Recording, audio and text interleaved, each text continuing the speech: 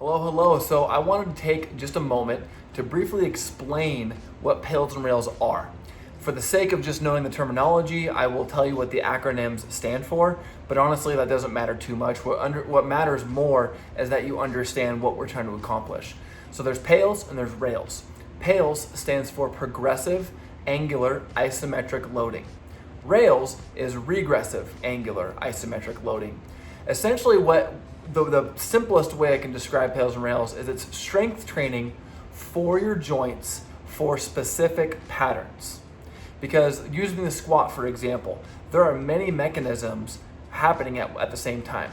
There is thoracic extension in the spine, there's lumbar extension, there's hip flexion, external rotation and internal rotation happening.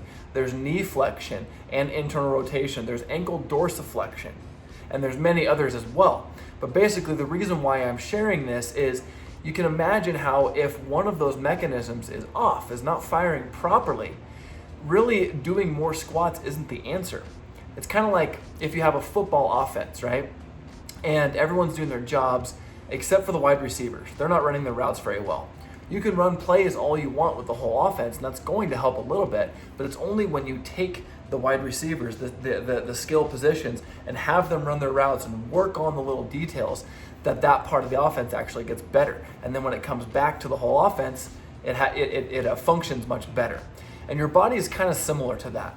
And so in the context of things like the squat, we need good hip rotation internally and externally. And so the way to execute PAILs and rails is we get into a stretched position where we are stretching out the muscles. So for example, let's say we're working hip external rotation, which is what this movement is here, this position is here, hip external rotation. Without demonstrating this exact exercise, essentially what we're doing is we're getting into a position where we feel a stretch in this hip, specifically in the glute. We hold that for 1 to 2 minutes because we need to give the brain time to relax, the muscles time to relax. Okay, so about 1 to 2 minutes, deep breaths. The PAILs contraction is progressive in nature, meaning imagine that your leg in this case is on a scale. The progressive part of PAILs is you are essentially adding 5 pounds at a time to the scale. So I'm pushing my knee and my ankle down, starting with about 20%, going up to 30%, 40%, and increasing to what's called our greatest, safest effort. This means that essentially you are working up to pushing as hard as you can without causing pain or compensation. So you spend a good 10, maybe 15 seconds working up to that maximal contraction. Once we get to that greatest, safest effort, we hold it for 15 seconds. So you are continually pushing down as hard as you can.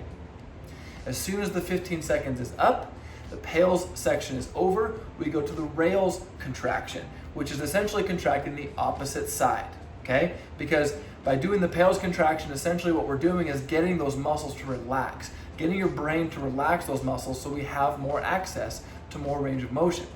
So after we do that, then the rails contraction would be the opposite. If we were pushing the ankle down into the floor for the PAILs contraction, we're lifting the ankle up in the rails contraction. This one, because we are shortening the muscles, we can go straight up to 100%. We don't have to work up to it. We're just going straight up, okay?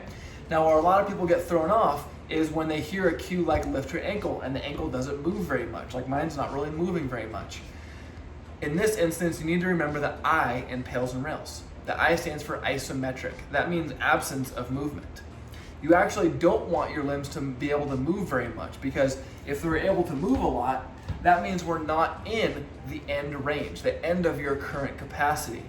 But that's where we want to be working with PAILs and rails, because the only way to add more range is to be at your end range, right? It's kind of like if you have a 200-pound bench press, but you're only benching the empty bar. There's too much of a discrepancy there. You need to work up closer to that 200 pounds in order to continue progressing your strength.